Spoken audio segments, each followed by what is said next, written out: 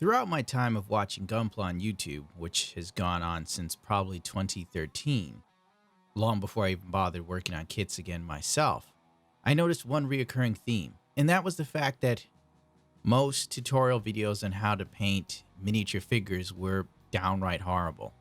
Most of them. I mean, really. Sometimes you look at these tutorials and the figure is painted so poorly it looks like a child dipped it in a couple paints and called it a day. The best way to learn about painting miniature figures is probably from the Warhammer 40k groups or any other miniature hobbyists, because they have a far better grasp of painting as a whole when it comes to small figurines.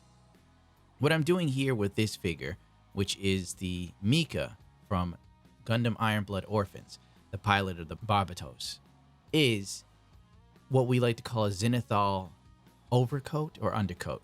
Now, the thing is, I paint the figure black first, and then I do a white from where light would fall on the character. But I do add a bit more white in the facial area, simply because artistic licensing. Now, under normal circumstances, while doing this, I'm going to deviate from my normal painting process, which would, in a way, make this video useless for most people, in all honesty, simply because I wanted to try something new. I don't know why it occurred to me to try something new while doing this. Also, forgive the fact that the camera is crappy. I mistakenly deleted all my chest camera footage like a fool. I was thinking of using Mr. Color's Flesh set. This is typically for those anime girl resin kits. They're not really my thing, but the paint is. For the simple fact that this gives a wider range of tone. Originally, I was going to go with this, and then I thought to myself, this would probably be too much for the average person who does Gunpla. Like, literally, who's going to invest the extra money for all of this? So I decided to go with something more simple. Mr. Color Flesh 112 and Mr. Color Character Flesh 51. I probably got them wrong, either or. Pick whichever you choose. The Mr. Color Flesh is basically brown with white mixed for you. Saves you some time. Now, I'm going to load it into my airbrush and then spray down the skin areas of the character. Do not do this, actually, unless you want to. I was testing to see if it would work, in the sense if I wanted to see how smooth the airbrush would be for facial features. My mix was off and it came out wrong. And I also ruined the undercoat I already made. I did this because I wanted to try something new at the wrong time. I apologize. I kind of have a problem of always want to do things differently each time to see what the results would be. And I figured, to hell with it. Worst comes to worst, what you'll learn from this video will be better than anything anyone else has taught you when it comes to miniatures and Gunpla. Next up, after doing this, here's something you should remember. You don't have to do this because this is the wrong way of doing it. But if you do go this way, get yourself some Vallejo masking liquid. It's actually water-based, and it's the best, in my opinion, for these sort of things.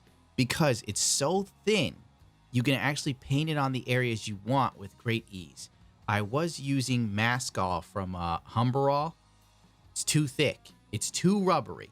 If you're painting a Boba Fett helmet, like Empire Strikes Back, for instance, then the Maskall from Humberall is fantastic. Any other case, I highly recommend Vallejo's masking fluid. So much better, so much easier to work with, so much less of a pain. Now, I'm painting it on the face area of the figures. As I said before, I'm doing things differently here, which is why this is a bigger mess and the video will be longer than it should be. By the way, take care of your brushes and remember to use brush soap on them, okay? Now, I put the Maskall on the figure's face, right, so I can protect the flesh tone. I'm now painting the base color. This is what I usually do first. This is usually my first step. We paint the base color for the figure with this sort of zenithal, if you want to call it, or zenith, whatever the hell. There's a multitude of names for all these paint techniques because nobody's doing anything new. It's all the same crap, just slight variations. But after you have that, you have a black and white tonal difference. With the black base, it'll give you shadows already. The white will already be your highlights. This saves you the hassle of doing any other BS. And it gives you the freedom to add extra tones later with your brush to lighten it up. Or airbrush. Usually I go airbrush.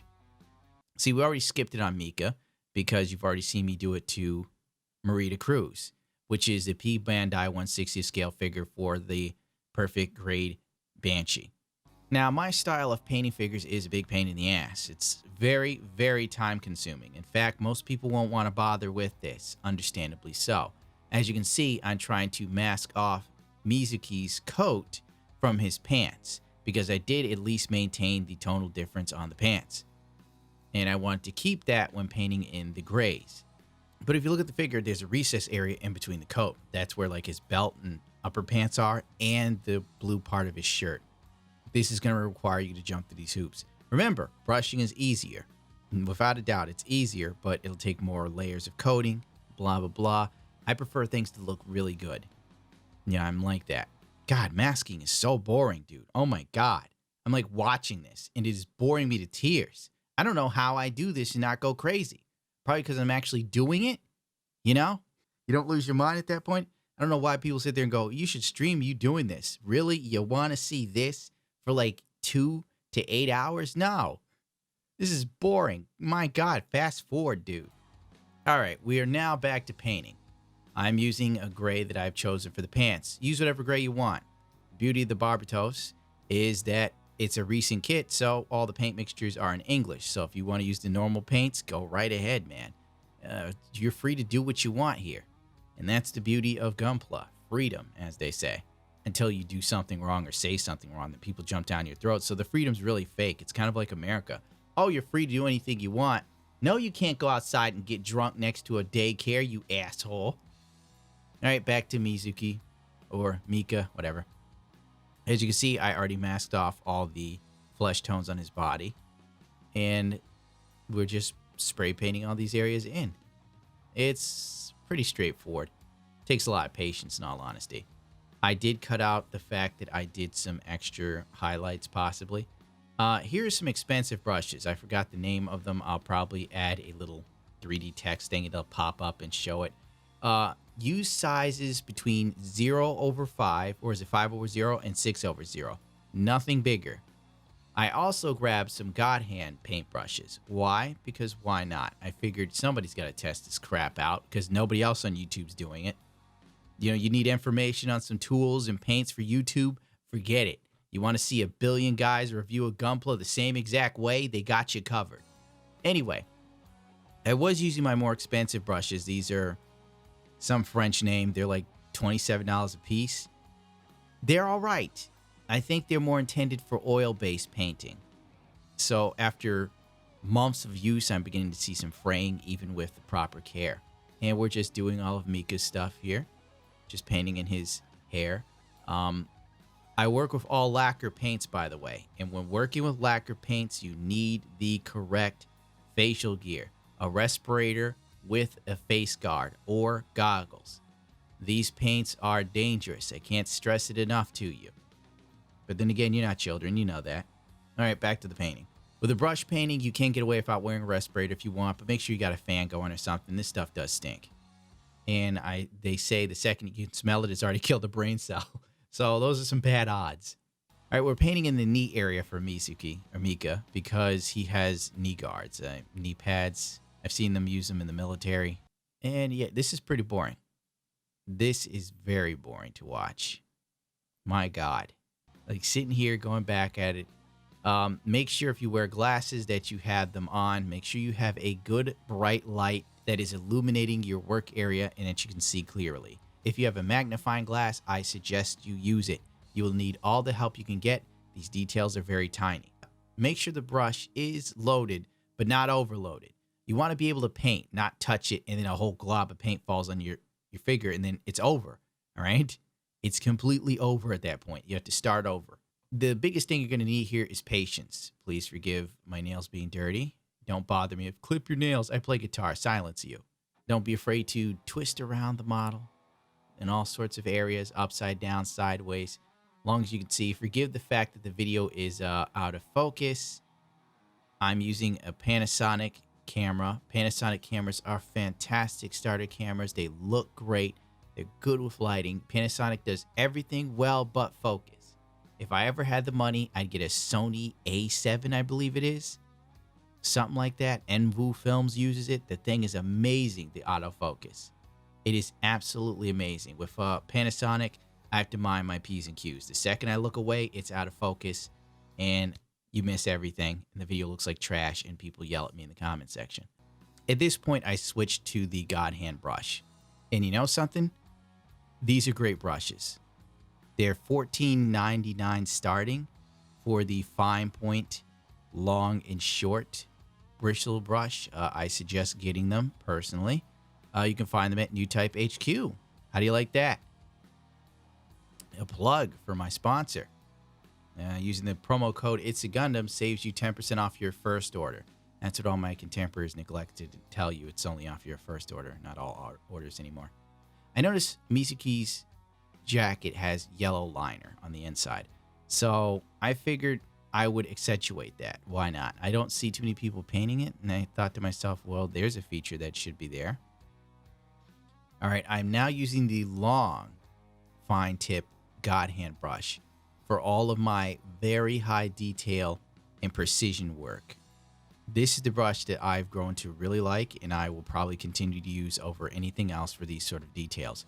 It has proven itself time and time again, surprisingly.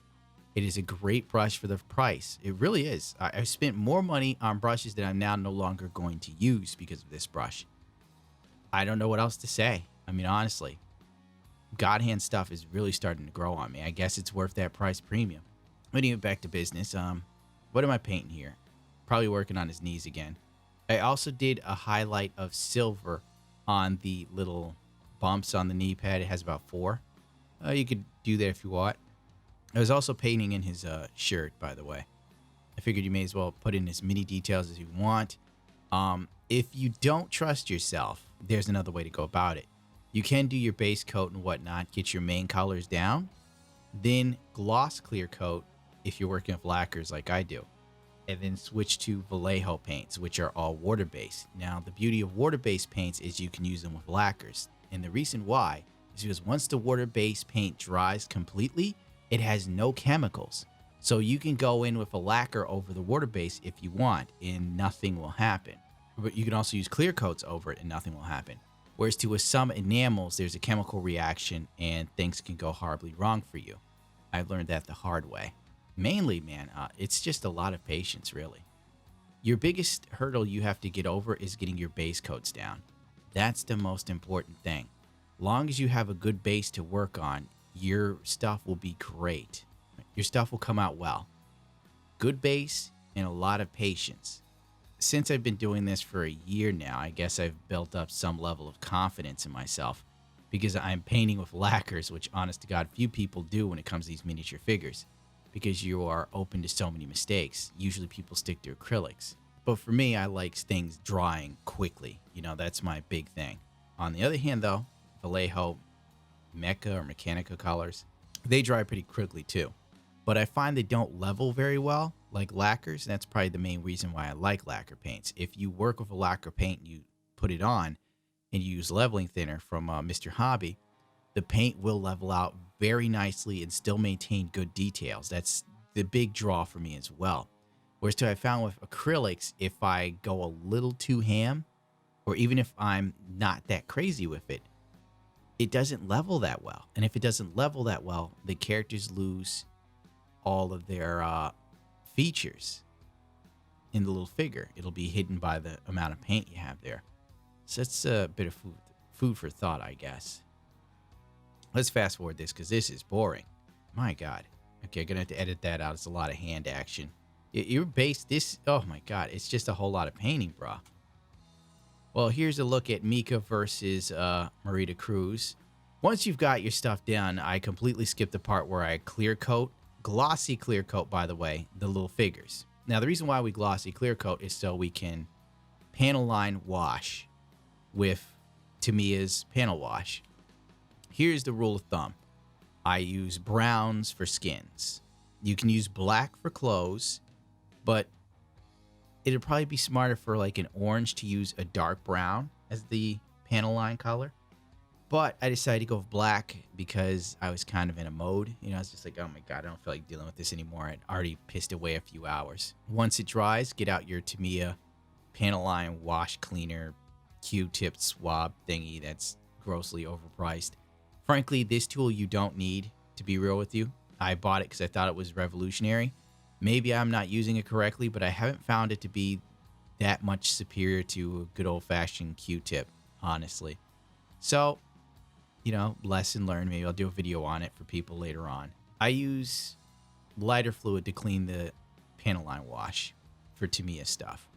I might try enamel thinner later on to see how that goes, because the lighter fluid dries so quickly that it probably doesn't get the job done in the time I need, and I find myself scrubbing on crap, and really just wasting time more often than not. I'll sit there and go, why isn't this cleaning up? And then I realized it's already dried on my little Q-tip, and I'm just like, Jesus Christ. All right, so we got our base going. We've got everything we kind of want. At this point, most people would stop. There's one more step, though, which I probably didn't document because I'm an asshole. The flat coat. The flat coat is when you finish it. That's your final seal. Now, I'm going to apologize here because after I did a flat coat on these figures, I was looking at them and thinking to myself, why not paint in the eyes? Because Mika has such huge eyes with these little pilot figures and eyebrows. There's enough room for error, and there's enough room to actually make the plunge. I didn't know how well I was going to do, so I didn't bother filming it because it was my first attempt. I usually follow the rule of thumb of where I test things first and make sure I know exactly what I'm doing before I make a video telling you about it. I also forgot to point out that for Mika's main body, after I did the flat coat, I looked at it and said to myself, it needs a bit more. So I went in and used Vallejo Flesh Tone, and I did a wash on that. And I'm actually very pleased with the Vallejo Flesh Tone contrasting the Tamiya panel line wash. These are two different colors now working in tandem together to give a bit more of a in-depth feel, if you will. It gives a more muscle shade. It has a more fleshy tone and possibly believable shadows, especially for the 1/100 scale. I didn't film that because I didn't know how well it would go. It was kind of like a spur of the moment thing. And that's about it. You've sat through this for 20-some minutes of your life you'll never get back. And when you're on your deathbed, you'll think about how you wasted this 20 minutes. But don't worry about it. It's like 70 years from now, so no big whoop. Hopefully this was somewhat helpful. I do apologize for making the egregious mistake of deleting my chest camera footage. I honest to God looked at it and thought, oh yeah, I must have totally put this where it's supposed to be, because that's the logical thing to do, and I'm a man of logic. Turns out I did. Oh well, the whole spiel. You're gonna have to rate, comment, and subscribe, because YouTube isn't doing its job of promoting my stuff. How dare they? I've been wasting away a year of my life studying painting as if I was a martial artist getting ready to join the Shaolin, only to be met with very little screw it, who cares? This kit does look cool though. And a fully painted Mika with the, oh yeah, people are gonna be all over my ass about not talking about the back Tenkata thing. That was something else. I didn't know if it'll work or not, so I didn't film me doing the back logo for the figure. Sorry about that. Oh, well, there's two ways you can go about it, or three. You can hand paint it. That's always tough. You can draw out on a piece of masking tape the logo, cut it out with an X-Acto knife, tape it on, airbrush it, bang, bang, boom. Or, the easiest of all, try and find the tiniest Tenkata logo you can as a water slide decal.